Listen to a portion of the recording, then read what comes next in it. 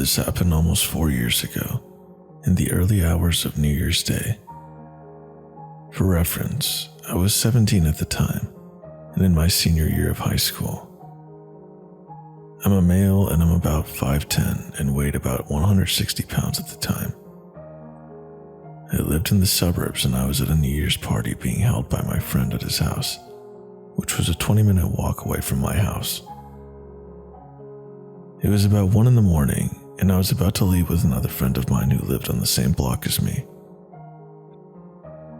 My friend, who was hosting the party, asked if we would like a ride home, and in hindsight, we probably should have accepted his offer. But our neighborhood was pretty safe and we figured that with the two of us walking together, no one would bother us. Plus, there were probably other people at the party who needed a ride home more than we did. We said our goodbyes to everyone and began our walk home.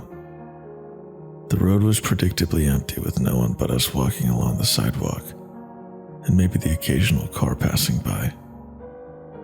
It was pretty well lit though, so we weren't walking in complete darkness. My friend wanted to pick up a pack of cigarettes on the way home, so we stopped off at a gas station along the way. When we got to the gas station, it was nearly empty, with only a woman at a pump filling up her car with gas, and a guy posted up in front of the store on his phone. We went inside and my friend picked up a pack of cigarettes. We walked out of the store and my friend immediately lights a cigarette. We reach the sidewalk and we hear someone behind us yell, "Hey, wait." We looked behind us to see the guy who was in front of the store quickly walking towards us. He looked to be in his early to mid-20s. He was probably about 5'8", maybe 140 pounds from the looks of him. He approached us and asked if he could get a light. My friend and I didn't think much of it, and he lit the guy's cigarette. The guy thanked him, and my friend said, "You're welcome." We began walking away when the guy continued to follow us, asking where we were going. I told him we were heading home and asked him where he was going. He said his friends were at a party and he was heading back over there as he left to get some fresh air for a bit. He asked us if we wanted to come to the party. This is officially the point where red flags started going off with this guy. Why the hell would a guy in his 20s ask two teenage boys if they wanted to go to a party with him? We told him bluntly that we didn't even know who he was, nor did we know anyone at the party he was talking about, so we weren't going. He starts laughing and says that we seem like cool guys to party with. He told us we needed to let loose a little. My friend and I told him we were 18 and 17 respectively, to see if maybe that would get him to leave us alone. He chuckled and said that age didn't matter to him and that he had a brother who was 16 and that he partied with him and his friends all the time. Jesus Christ, can the guy take a hint? I thought to myself. We were a little less than 10 minutes away from our houses, and we didn't want this creep following us all the way there. I told him firmly, "Dude, we're not going anywhere with you. Now quit following us and fuck off." He gets livid and starts screaming at us, saying that we're unfriendly and inconsiderate assholes, that he was just trying to be nice. He then starts throwing racial slurs at my friend. It's probably worth mentioning by now that I'm white and my friend is black. My friend yells at him to get away from him before he cracks him in the face, and the guy proceeded to run away from us. My friend and I look at each other in complete disgust over what happened and spend the next 5 minutes walking and talking about this creepy guy. We both agreed that he was probably drunk or high from a New Year's party. Next thing we know, we hear a car behind us proceed to slow down to match our pace. We see the windows roll down, which revealed the guy we had just seen a few minutes earlier, with who we presumed to be two of his friends, one of which was a man who was probably the same age as the guy, and a woman in the back seat who would have been in her mid-30s. The guy tells us that we got off on the wrong foot and asked once again to join them at the party. My friend and I look at each other and I whisper to him that we need to get away from them. My friend tells him that we're not going with them and to leave us alone already. The guy was silent for a few seconds and then he said, "You're coming with us, one way or another." They pull over and quickly get out of the car, which caused my friend and I to immediately go into flight mode. We turned right on a side block and my friend yelled, "Run to the park, we'll lose them in there." We looked behind us and to our horror, the three people were running right for us. We run into a park and we once again look behind us and they're getting closer. We run into the dark, thick patch of trees that covered a good portion of the west side of the park, hoping to evade them. I was panicking at this point because I couldn't see a damn thing, and I was worried that my friend and I would trip over something and get captured by one of those sick freaks who wanted to do who knows what with us. We hear one of them trip and fall behind us, yelling, "Fuck." And luckily, we see light again and we made it to another path in the park, and we made a left onto the path. We heard yelling behind us, and one of the guys said that they lost us. The woman yells to split up and search around the park for us. We bolt towards the bathrooms, which thankfully were open, and we hid inside. We took a minute to catch our breath as our lungs were practically burning at this point. We should have called the cops and just hid until they got there. But at the time, we were just so focused on getting the hell away from those crazy people that we decided to try and make our way to the nearest exit out of the park and run to my house. We waited for about 2 minutes and we bolted out of the bathroom and towards the park exit. Shortly before we exited the park, we heard one of the guys yell behind us that he found us and that we were getting away. We looked behind us to see the guy in the distance start chasing after us. We ran until we reached my house and I quickly opened the door. We ran inside and I quickly locked it. We went into my living room and collapsed on the couch. We both sat there silently, trying to regain our energy and calm down after what had happened, hoping they didn't see where we ran to. I looked out the window several times over the course of 10 minutes, and thankfully, they never showed up again. We talked about it and we were glad that we were both okay and that nothing bad happened to us. We were trying to figure out what they wanted with us. Did they want to kill us, rob us, have sex with us? God only knows. My friend hung around for another half hour before he insisted on heading home. He left and then I went to bed. I kept thinking about what had happened and pondered on what would have happened if they caught me. Even as I'm typing this, I still have those thoughts. I eventually fell asleep and I woke up and told my parents what had happened. They were thankful that my friend and I were okay, but were upset with us that we chose to walk home and that we should have accepted the lift from my other friend, or even called them and they would have picked us up. Regardless, we filed a police report and I gave them all the information I could.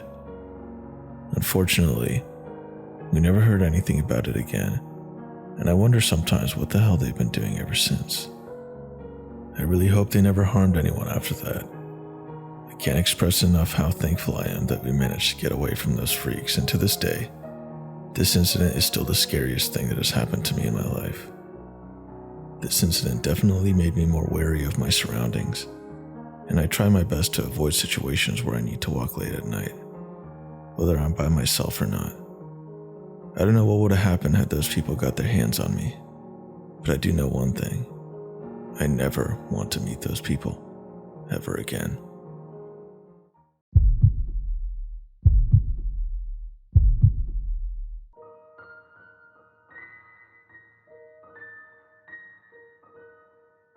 This happened 3 years ago.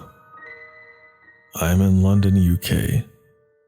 We are in a Tier 4 lockdown, which means that you have to stay in your home, only go out for one shopping trip or exercise, and you can't mix with people outside of your home or support bubble. With the mutating strain of COVID-19 rampaging through London, hospital beds nearly at capacity and a death toll rising, it made sense to stay indoors as much as possible. But every human being has a breaking point, and mine was 8 days of wandering around my one-bedroom apartment. I had talked myself out on Zoom and run out of conversations to talk to myself about. At 10 p.m. New Year's Eve, I decided to get some air, which is allowed within the rules of Tier 4, and go for a quick walk around the perimeter of my local park, It's all on the main roads and it takes about 40 minutes to complete. The plan was to stop at a local grocery store and pick up a bottle of red wine on the way back. I stepped out with my mask firmly affixed and started walking. One thing that I was not prepared for was the eerily empty and almost silent streets. As it was just below freezing, I decided to hustle and cut through some of the side streets first. On hindsight, this was a big mistake.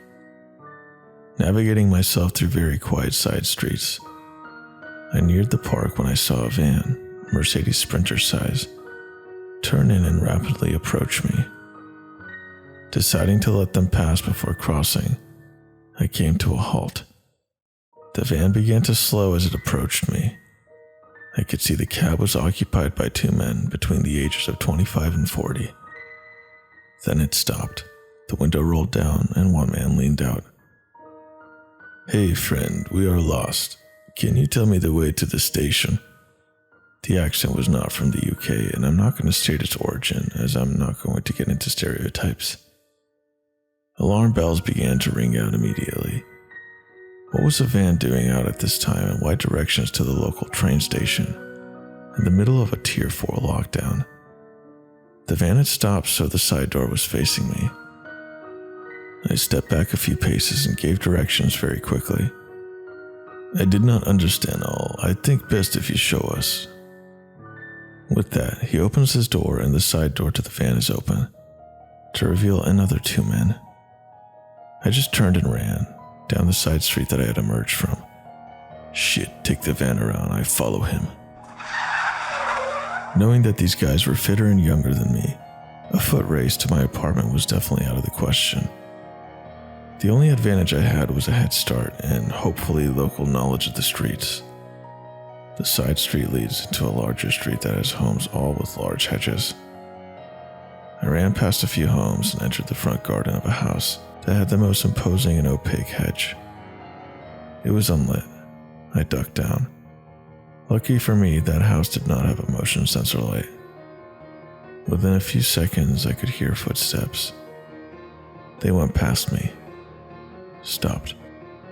I peeked through the hedge vegetation with a very limited view to see the man who had asked for directions. He was a few houses down from me and on the opposite side of the street. He was just looking around. Then, the sound of the vehicle. I thought, oh no, the van. Lucky for me, it was a car. The man looked at his phone, looking around and pretending to be checking on something, and then he walked. He left the residential street as quickly as possible. The car continued its way. I waited for another 10 minutes, sitting behind the hedge in the front garden, practicing an explanation if the house lights came on. The house stayed unlit, and after my allotted time, I rose and quickly walked back to my apartment building, keeping to shadows and reacting to every sound. I made it back, bolted the front door. Only when I sat down did I understand what I had just avoided. All this for some air and a bottle of red. I poured myself a black coffee and debated calling the police. But what would I say? Had anything really happened that they could act on? Intuition of being kidnapped or being in danger is not enough evidence. Plus, being a man, this would not be a priority, especially on a night that they would be overstretched on.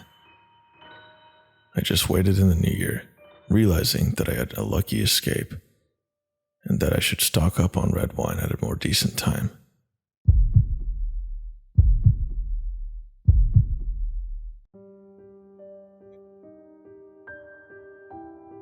This happened 7 years ago on New Year's Eve. First off, you need to know that I live in a poor Eastern European country. It's in a big city but in a bad neighborhood, at least that's what I've been told.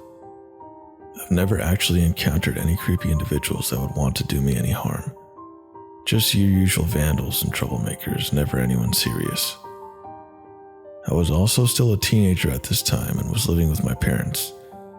But growing up in this environment, I considered myself to be quite street smart, a feature that has helped me whenever I was in trouble. It turned out to be very useful today. At about 3 p.m., my dad left for ping pong practice, and I knew that he'd be back by about 8 p.m., since he usually goes for a beer with his friends afterwards to chill. And coincidentally, my older brother and mom left to help one of my friends clean up the place after a New Year's party.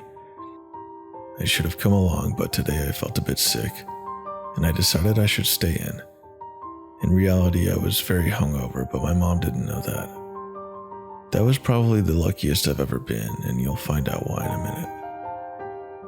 So all of my family leaves except for me. Naturally, I've been home alone before, so that doesn't really make me feel uneasy at all.